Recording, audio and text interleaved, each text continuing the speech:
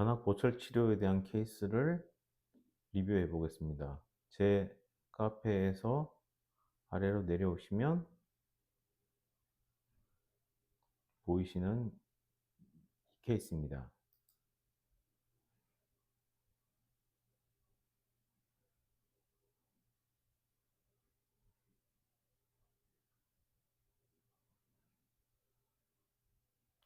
환자분은 교정 치료도 받으셨고 보철 치료도 받았는데 잘 안 씹히고 시옷 발음이 잘 안 된다고 내원하신 분이십니다. 음 환자분들이 말하는 잘 안 씹힌다는 정말 안 씹히는 경우부터 교합이 안 맞는 경우, 교합이 안 맞는 느낌인 경우, 교합의 위치를 못 찾는 경우, 다양한 케이스들이 있습니다. 이 케이스는 교합이 안 맞는 경우입니다.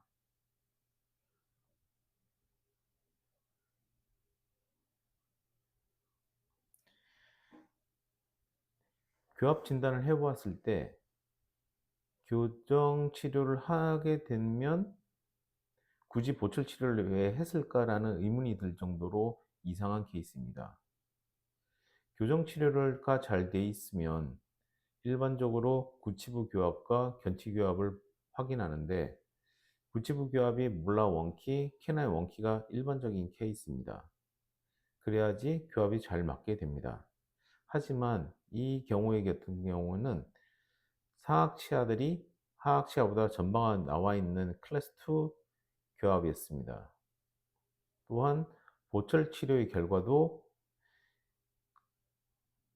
비정상적인 치아 형태뿐만 아니라 전치부는 과도한 오버젯 오버셋을 가지며 구치부는 오버젯 오버바이트가 전혀 없는 상황이었으며 불규칙한 교합 평면을 가지고 있었습니다.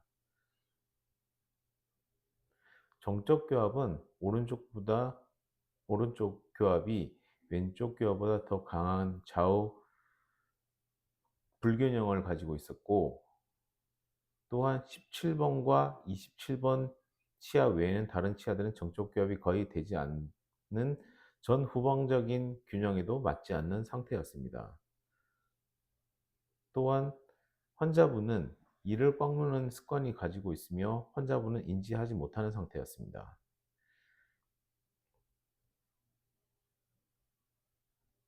치료 계획은 일반적으로 교정 치료를 동반한 보철 치료가 필요하지만, 환자분이 보철 치료를 먼저 해 보기를 원하셨고, 또한 저 또한 일정하게 동일한 위치에 교합되는 안정적인 게 닿는 치아들이 있었기 때문에 일단 보철 치료를 먼저 진행하고 해결이 되지 않을 경우 교정 치료를 진행하기로 하였습니다.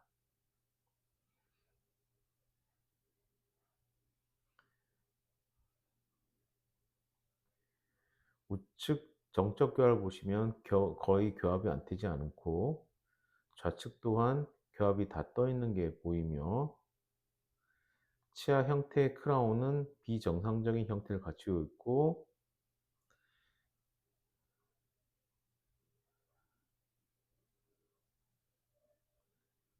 불규칙한 교합 평면을 가지고 있습니다. 캐나인 키, 몰라 키 모두 2키였으며 전치부의 과도한 오버젯 오버바이트로 유지 장치를 부착하지 못한 걸로 판단됩니다. 우측 정적 교합이 좌측보다 훨씬 더 강하고, 또한 17번과 27번만 교합되는 상태였습니다.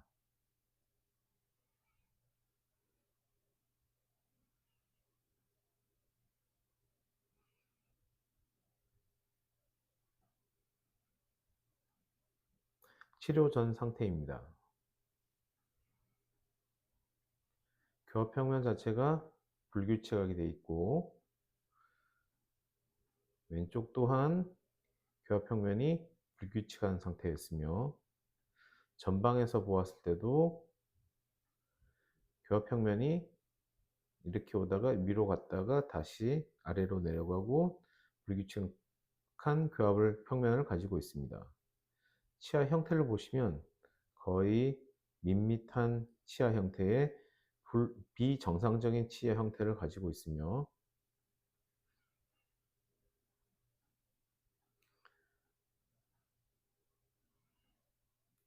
교합 자체가 거의 떠 있는 교합을 가지고 있습니다. 불완전한 교합을 가지고 있고 우측 또한 오버젯 오버바이트가 없는 불완전한 교합을 가지고 있습니다. 뒤에서 보았을 때 상악 전치의 거의 잇몸까지 아래 하악 전치가 닿을 정도로 상악의 유지장치를 붙일 수 있는 공간이 전혀 없습니다. 교정 치료가 잘못되어 있는 케이스입니다. 교합을 보시면 17번과 27번, 47번, 37번만 교합되고 나머지 치아들은 교합되지 않으며 우측 교합이 좌측보다 강한 교합을 형성하고 있습니다.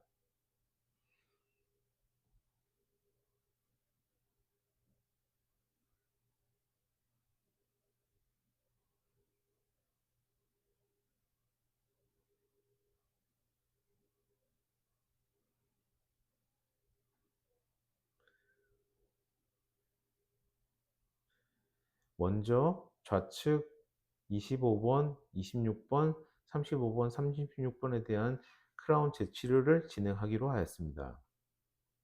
순서는 기존의 크라운을 제거하고 교합을 고려하여 치아 삭제를 한 후 임시 크라운을 제작하고 아이테로 스캔으로 디지털 스캔을 얻으며 치아 스캔과 임시 크라운 모드 스캔을 얻었습니다. 또한 디지털 스캔 데이터를 이용하여 디지털 교합 설계를 하여 교합을 반영하여 지르코니아 크라운을 디자인하였고 지르코니아 크라운을 임시 접착한 후 교합을 확인하고 최종 착하기로 하였습니다. 먼저 25번, 26번, 35번, 36번 크라운을 제거하였습니다. 치아 상태를 보시면 굉장히 불량한 상태로 치아 삭제도 엉망이었고 치아들도 거의 남아있는 상태가 아니었습니다. 치아 삭제 상태가 매우 불량하기 때문에 교합을 고려한 치아 삭제를 하기가 굉장히 어렵고 또한 이렇게 돼 있으면 크라운이 잘 맞지 않을 뿐만 아니라 불안정한 교합으로 크라운 탈락 및 2차 충치 발생 가능성이 높습니다. 먼저 35번, 36번 치아를 임시 크라운을 제작하여 치료 전에 불규칙한 교합 평면을 규칙적인 교합 평면으로 일단 개선하였고 정상적인 치아 형태로 제작하였습니다.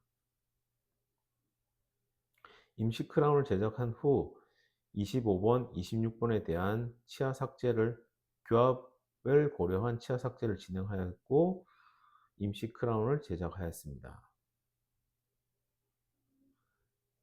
이 상태에서 치아 스캔과 임시 크라운 스캔을 두 가지를 이용하여 두 가지를 겹친 병합하여 하나의 모델을 만들었고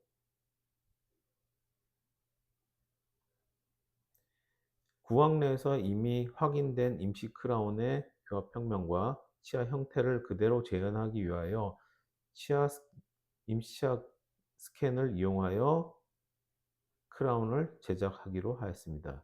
먼저 35번과 36번의 크라운을 디자인하고 37번 크라운은 35번과 36번이 끝난 후에 다시 제작하기로 하였습니다.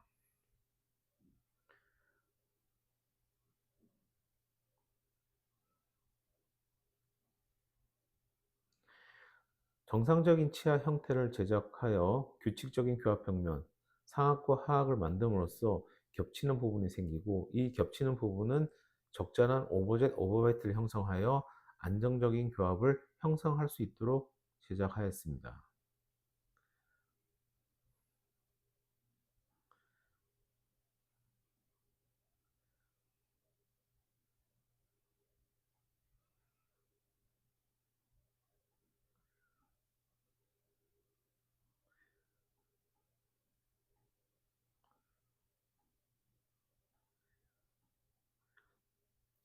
35번과 36번에는 치아 스캔이며 임시 치아 스캔입니다. 두 개를 병합하여 모양을 보시면 정상적인 치아 형태로 35번, 36번 임시치아를 제작하였고, 이에 맞춰서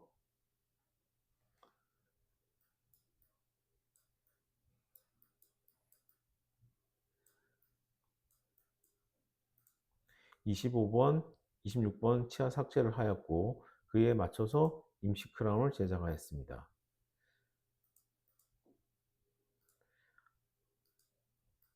하악의 전치 부분과 35번, 36번을 규칙적인 교합평면으로 형성하였고, 그 또한 정상적인 치아 형태로 제작함으로써 25번, 26번의 크라운도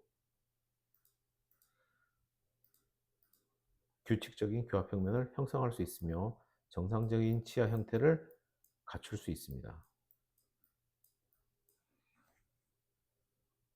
그러므로 치아 삭제뿐만 아니라 임시 크라운을 제작을 얼마나 잘하느냐에 따라서 이 치료는 제대로 될 수 있느냐 없느냐를 결정하기 때문에 보철 전문의의 전문적인 지식과 기술에 의해서 결과가 좌우될 수 있습니다.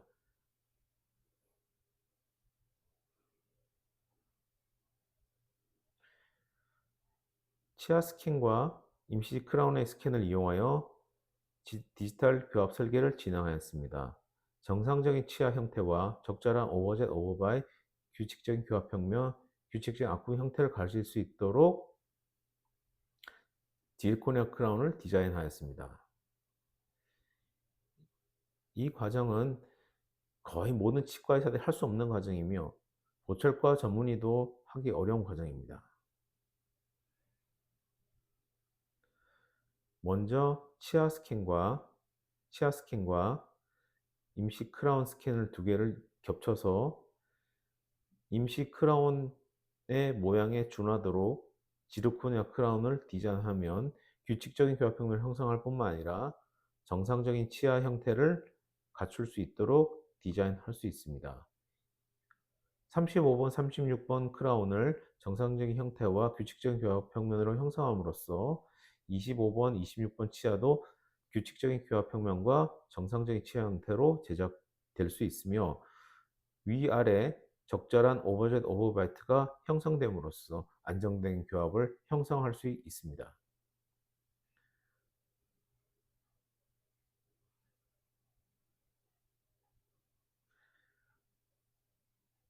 지금 보시는 거는 임시 크라운의 스캔과 치아 스캔을 겹친 상태이며, 이거는 치아 스캔이고 요거는 임시 크라운 스캔입니다. 두 개를 겹치면 이렇게 보이고, 임시 크라운의 외형에 따라서 아래쪽 35번, 36번 크라운을 디자인하여 규칙적인 교합평면이 되도록 디자인하였고, 정면에서 봤을 때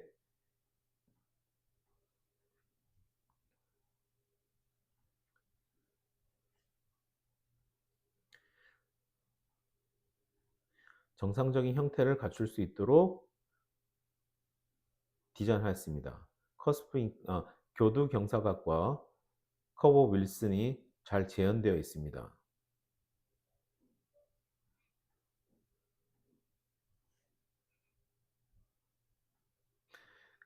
하악을 35번, 36번을 먼저 디자인한 후 상하게 25번, 26번 크라운을 디자인하면 정상적인 치아 형태와 규칙적인 교합 평면을 형성할 수 있으며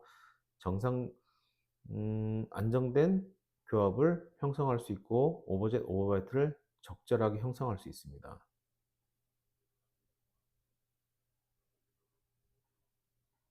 치아 모양을 보시면 정상적인 형태를 갖추고 있음을 알 수 있습니다.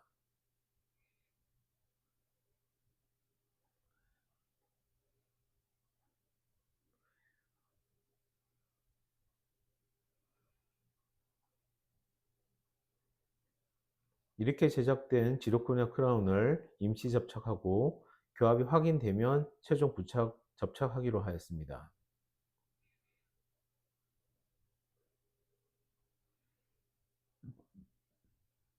35번, 36번 크라운과 25번, 26번 크라운을 임시 접촉한 상태이며 규칙적인 교합 평면을 관찰할 수 있고 적절한 오버젯 오버바이트가 형성되어 있음을 알 수 있습니다. 그로 인하여 안정된 교합을 형성할 수 있습니다. 반대편인 15번, 16번, 45번, 46번 크라운도 재치료를 진행하였으며 좌측과 동일한 방법으로 치아를 기존에 있는 크라운을 제거하고 한 후 임시 크라운을 제작하고 치아 스캔과 임시 크라운 스캔을 두 가지를 이용하여 규칙적인 교합 평면이 될 수 있도록 디지털 교합 설계에서 지르코니아 크라운을 디자인하였습니다. 그 결과 규칙적인 교합 평면과 정상적인 치아 형태, 적절한 오버젯 오버바이트가 형성되었습니다.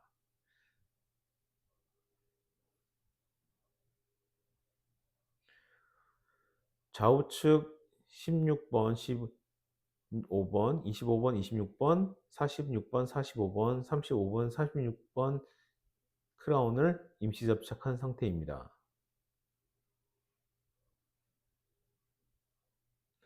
아직까지 치료하지 않는 17번, 47번, 27번, 37번은 불규칙한 교합 평면을 그대로 유지하고 있습니다.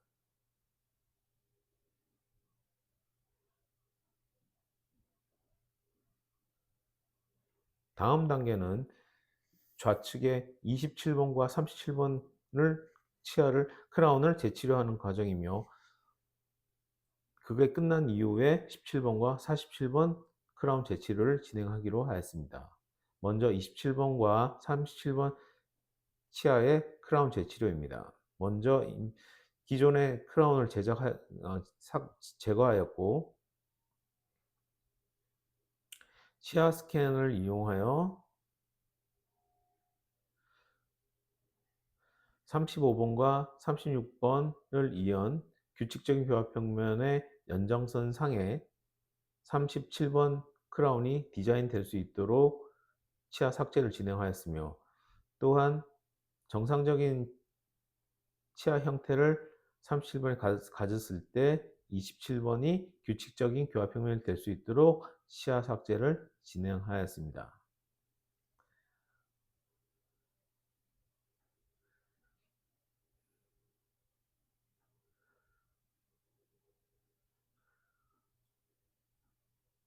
지금 사진은 17번, 27번, 37번, 47번 치료하기 전의 상태입니다.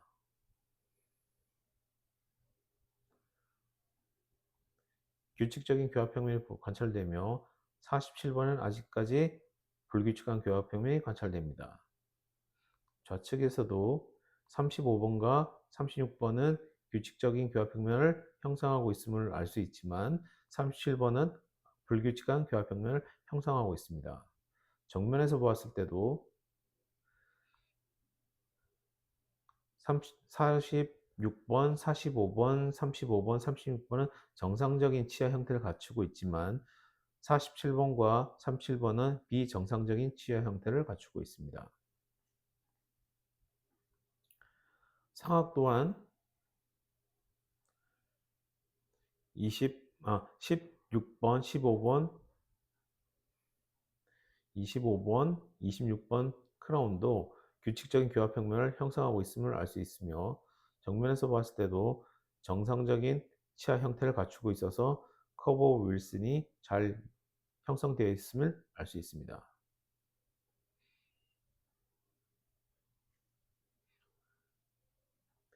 27번과 37번 치아 스캔 데이터입니다. 규칙적인 교합 평면에 맞춰서 37번 치아의 치아 삭제를 진행하였고 임시 크라운을 정상적으로 치아 형태로 제작하여 27번 치아의 치아 삭제를 진행하였습니다.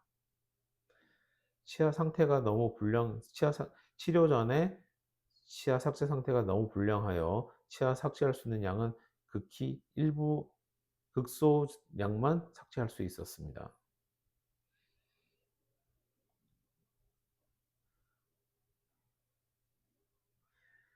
치아 스캔을 이용하여 디지털 교합 설계를 이용하여 37번과 27번 크라운을 디자인하였습니다.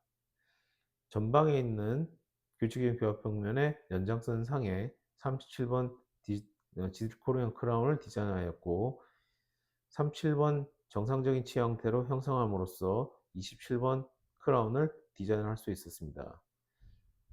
규칙적인 교합 평면이 그대로 여전히 유지되며 적절한 오버젯 오버바이트가 형성되고 있음을 알 수 있으며 37번 또한 정상적인 치아 형태를 갖추고 있습니다.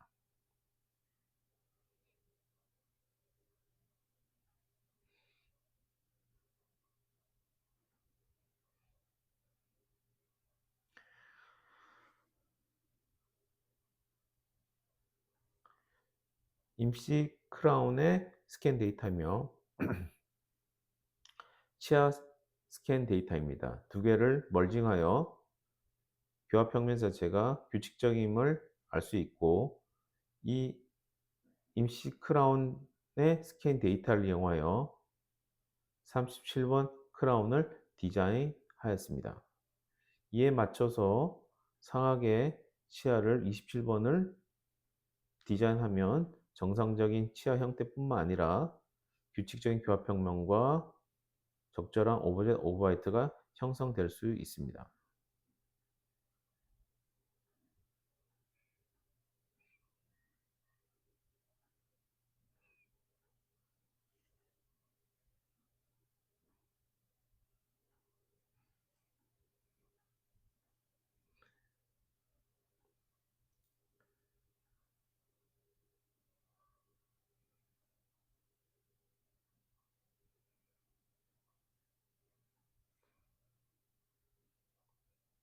동일한 방법으로 17번과 47번 치아의 크라운 재치를 진행하였습니다.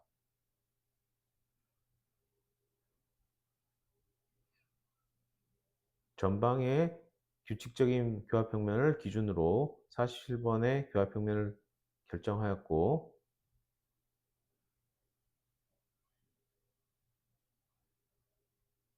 47번 크라운을 정상적인 형태로 제작함으로써 17번 크라운도 정상적인 형태를 가질 수 있고 규칙적인 교합 평면과 적절한 오버젯 오버바이트를 형성하여 안정적인 교합을 형성할 수 있습니다. 전방에서 보시면 커브오스피랑 커브윌슨이 정확하게 형성되어 있음을 알 수 있습니다. 이런 치료는 아무나 할 수 있는 치료가 아니라 보철 치료를 정말 잘하는 사람 외에는 할 수 없는 치료이며 이런 치료를 정확하게 할 수 있어야 정확한 안정적인 교합을 형성할 수 있습니다. 전방에 보시면 규칙적인 교합 평면이 관찰되며 적절한 오버젯 오버바이트가 보이고 입을 벌렸을 때도 규칙적인 교합 평면이 관찰됩니다. 좌우측 모두 정상적인 치아 형태의 규칙적인 교합 평면, 적절한 오버젯 오버바이트가 관찰되며 그로 인하여 교합점 자체가 안정적이고 명확한 점들이 찍혀 있음을 알 수 있습니다.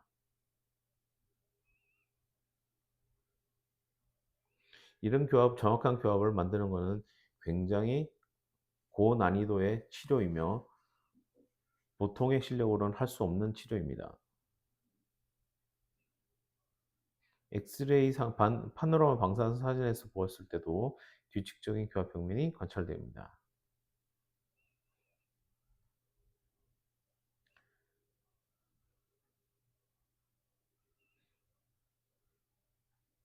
치료 후 상태입니다. 정면에서 봤을 때 규칙적인 교합 평면이 관찰되고 정상적인 치아 형태가 관찰되며 커브 윌슨, 커브 스피가 잘 형성되어 있고 측면에서 봤을 때도 규칙적인 교합 평면이 관찰되며 좌측 또한 규칙적인 교합평면이 관찰됩니다. 상하의 교합평면 또한 규칙적으로 형성되어 있고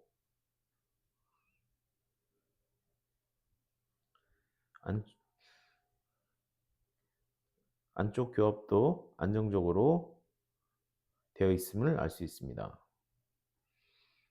교합점을 보시면 아까 보여드린 교합점들이 명확하게 찍혀 있음을 알 수 있습니다.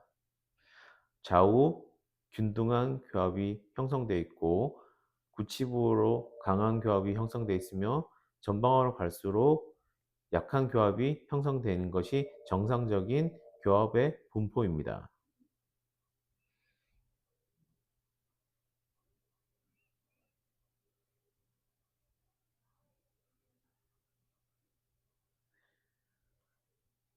이렇게 형성된 것은 안정적이고 명확한 정적 교합이며 우리가 실제로 식사를 할 때 쓰는 교합은 동적 교합입니다. 치료 과정은 24년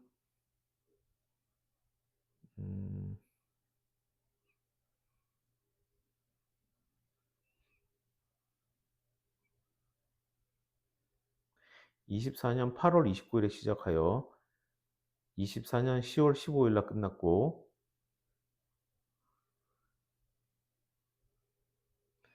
한 열흘 한 달 반 정도의 치료 기간이 필요했으며 동적 교합을 제가 녹화한 것은 최근 26년 3월 6일에 촬영한 동영상입니다.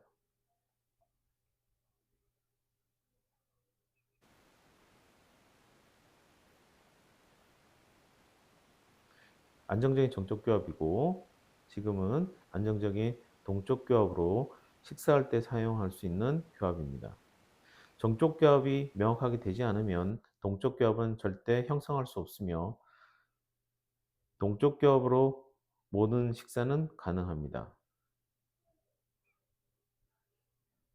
정적 교합은 턱 관절의 편안함을 제공하고 발음과 혀의 문제를 예방할 수 있으며 안정적인 동적 교합은 음식물 씹을 때 편안함을 제공하게 됩니다.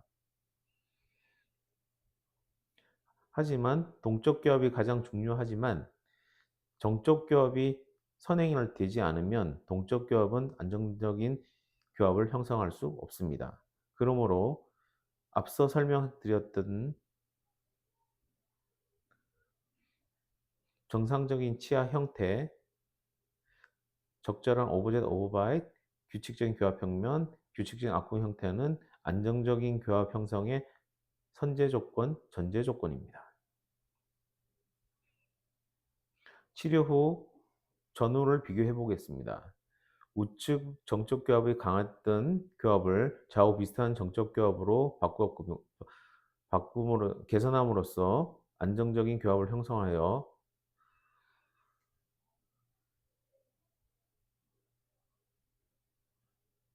형성할 수 있었고 일반적으로 우측 정적 교합이 강하면 좌측 정적 교합은 약하다 또는 낮다라고 표현할 수 있으며 이런 경우에 낮은 쪽의 정적 교합 때문에 턱은 그쪽으로 뒤로 돌아가는 느낌을 받는다고 환자분들은 말씀하십니다. 그로 인하여 턱 관절이 불안해지고 턱 관절 통증이 유발될 수 있습니다. 치료 후 정적 교합의 균형을 맞춤으로써 좌우의 턱의 위치를 안정화할 수 있습니다. 그러므로 교합이 턱 관절을 지배하는 것이지 턱 관절이 교합을 지배하는 게 아닙니다. 그리고 이 17번과 27번의 정적 교합이 집중되었던 것이 소구치까지 교합이 분산됨으로써 정적 교합의 전후방적인 균형을 형성하였고 이로 인하여 구치부의 환자분이 치료 전에 시옷 발음이 잘 되지 않는다고 하셨지만 치료 후에는 발음에 문제가 발생되지 않았습니다. 그 이유는 정적 교합의 안정적인 위치를 갖지 못하면 씹을 때 앞니가 부딪히거나 시옷 발음일 때 앞니가 부딪히거나 발음이 잘 안 되는 경우가 발생됩니다. 하지만 치료 후 정적 교합의 균형을 형성하면 시옷 발음이 개선될 뿐만 아니라 앞니가 부딪히거나 문제가 발생되지 않습니다.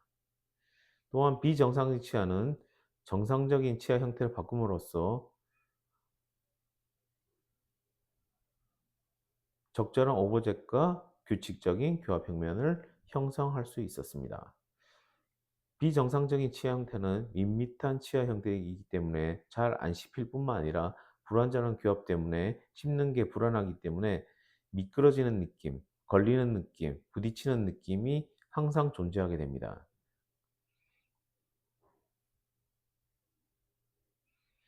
명확하고 안정적인 정적 교합을 형성할 뿐만 아니라 교합 간섭이 없는 동적 교합을 형성함으로써 모든 치료는 마무리될 수 있었습니다. 치료 전 상태와 치료 후 상태를 비교한 것입니다. 교합점과 아이테로 스캔에서 나타나는 교합의 분포가 일치함을 알 수 있습니다.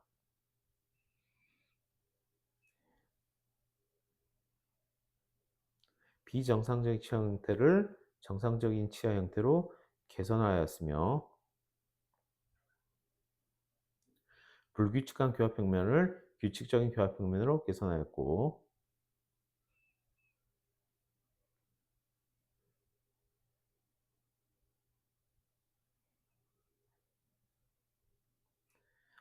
적절한 오버젯이 없는 상태에서 적절한 오버젯을 형성함으로써 안정적인 교합을 형성할 수 있었습니다.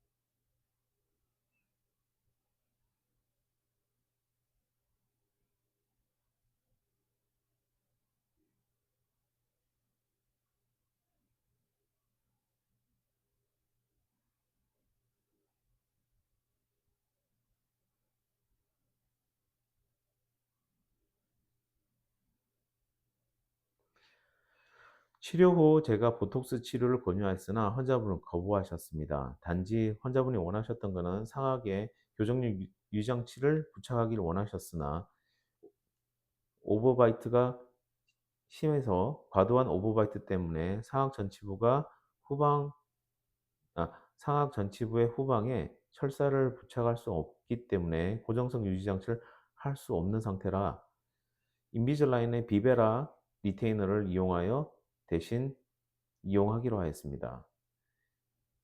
유지 장치의 역할뿐만 아니라 이 꽉물기로부터 치아를 보호하는 스플린트 효과를 기대하였습니다. 2004년 10월 15일에 진료가 끝났지만 25년 9월 12일에 환자분은 비베라 리테이너에 구멍이 생겼고 음식을 씹을 때 아래턱 모서리가 튀어나온다는 주소로 내원하셨습니다. 또한 가만히 있을 때도 아래턱이 튀어나와 보입니다. 재차 보톡스 치료를 권유드렸고 환자분은 동의하에 보톡스 치료를 진행하였습니다. 26년 3월 6일에 정기 검진차 내원하셨을 때 보톡스 치료 후 결과를 보았는데 보톡스 치료하기 전보다 얼굴 모습이 훨씬 더 개선된 걸로 보이며 환자분도 이 깡물기에 대한 힘이 빠진다는 걸 느낄 수 있다고 하셨습니다. 그로 인하여 6개월 간격으로 보톡스 치료는 계속 진행하기로 하였습니다. 이 꽉물기 환자에서 보톡스 치료는 선택이 아니라 필수이며 그 이유는 근육을 감소시키는 것뿐만 아니라 입꽉 물기 위한 치아 문제, 크랙이나 치아 파절을 예방할 수 있기 때문에 반드시 해야 되는 치료이며 제 경험상 스플린터보다는 보톡스 치료가 훨씬 효과적임을 말씀드립니다. 아래턱 모서리 부분이 튀어나와 있는 근육 과다가 보이며 보톡스 치료 6개월 후에 아래턱에 있는 근육들이 감소하였음을 알 수 있습니다. 비베라 리테이너에서도 이를 꽉 물은 흔적이 관찰되고 있습니다. 오늘은 여기까지 리뷰해 보겠습니다.